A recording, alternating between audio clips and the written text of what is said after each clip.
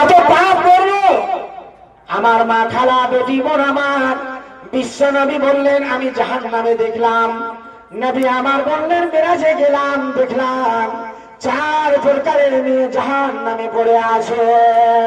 কি এমন তারা অপরাধ করেছিল, কি এমন তারা দোষ করেছিল, কি কারণে তারা জাহান্নামে?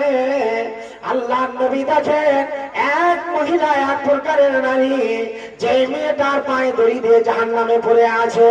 দ্বিতীয় নম্বর মহিলাকে দেখা গেল যে মেয়েটার স্তনের মধ্যে সাপে দংশন করে।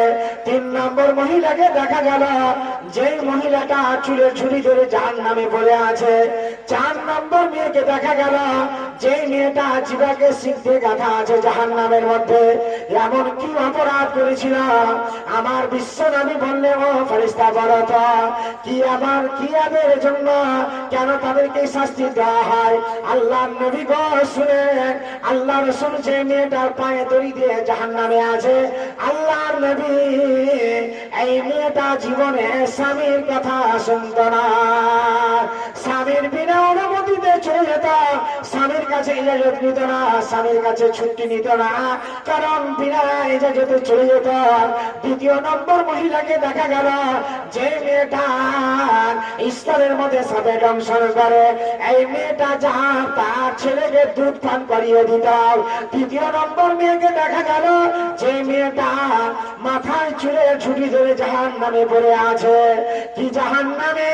সেই মহিলাটা কোন পর পুরুষকে দেখে মাথায় কাপড় দিত না।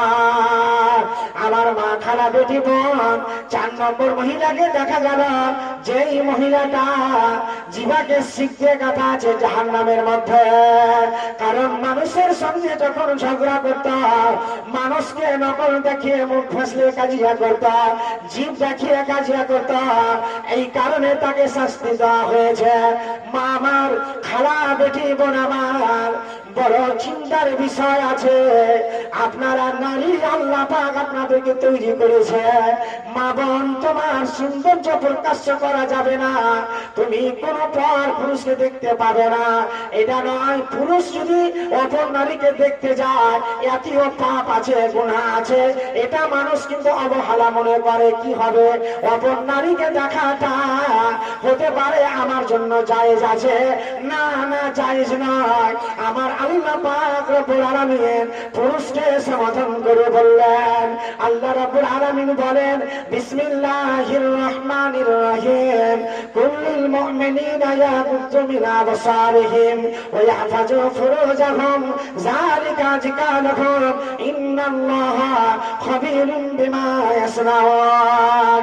আমার আল্লাহ বলছে এ নবী বলে দাও, এ নবী বলে দাও, ইমামনগর সমস্ত বলে নয়, বালারপুর বলে নয়, যত পুরুষেরা বাড়ি থেকে বাইর হবে, যত পুরুষ বাড়ি থেকে বাইর হবে, তাদের চোখের যেন দৃষ্টি নিচে থাকে, আর তারা যেন নিজের জৈনঙ্গ তারা যেন নিজের সান্দায় যেন তারা নিজের জাকারের যেন তারা হেফাজত করে।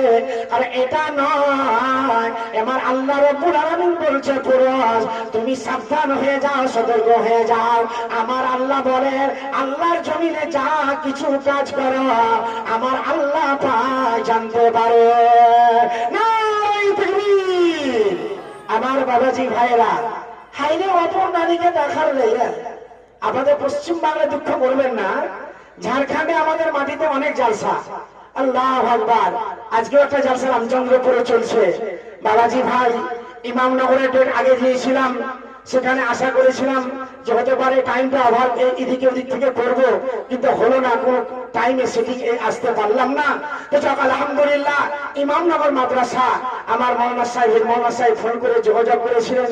আমার গ্রামের ছেলে মৌলানা শামীম আক্তার সাহেব, পার্শ্ববর্তী গ্রামের ছেলে ওমর ফারুক, এখানে আপনাদের এই ইমামনগরের শিক্ষক।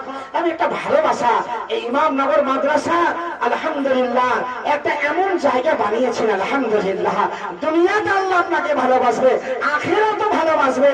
আর আপনারা সব অর্থ দিয়ে সমস্ত মানুষ, ইমামনগর না এলাকাবাসী, বিভিন্ন গ্রামের লোক এই মাদ্রাসার প্রতি সহযোগিতা করেছেন। আল্লাহর নবী একটা কোরআনে, আল্লাহর নবী একটা হাদিসে বললেন মান কারা হারফান মিন কিতাবিল্লাহ ফালাহু বিহি হাসানাতুন ওয়াল হাসাদু বিআসিয়াম সালিহা। আল্লাহর নবীজি বললেন তোমরা জেনে রাখো, যদি কোনো ব্যক্তি যদি কোরআনে একটা অক্ষর পাঠ করে আলহামদুলিল্লাহ মাদ্রাসায় হাফেজ তৈরি হয়, মাদ্রাসায় কোরআন মাজিদ তৈরি, কোরআন মাজিদ তেলাওয়াত করে আপনাদের দপ্তরে লিখে গেছে, বলুন সুবহানাল্লাহ। আপনারা বড় ভাগ্যবান। তাই বাবাজি ভাই, আমি আপনাদের সামনে আলোচনা করতে যাচ্ছিলাম, শুধু এটাই নয়, পুরুষ অপর নারীকে দেখতে পারে না। কেন পুরুষ অপর নারীকে দেখবে? দেখার জন্য একটা শর্ত আপনার সঙ্গে লাগানো আছে। আপনার ছেলে যখন বালিকা হয়ে যাবে, সাবালক হয়ে যাবে, ছেলেটা বিয়ের সময় পৌঁছে যাবে, এটা ম্যাট্রিক পাস করা দেখবেন না। আপনি দেখবেন না যে আমার ছেলে একটা মাস্টার হোক, আমার ছেলে একটা এমবিবিএস ডিগ্রি হোক, এটা দেখাটা আপনার উপরে পার চলে যাবে। কারণ ছেলে বালিকা হলে, ছেলে সাবালক হলে আপনাকে অতি জলদি বিয়ে দিতে হবে। আজকে যতগুলো যুবক ছেলেরা আজকে মার্কেটে চলাফেরা করে, তাদের নিয়তের মালিক তো আল্লাহ।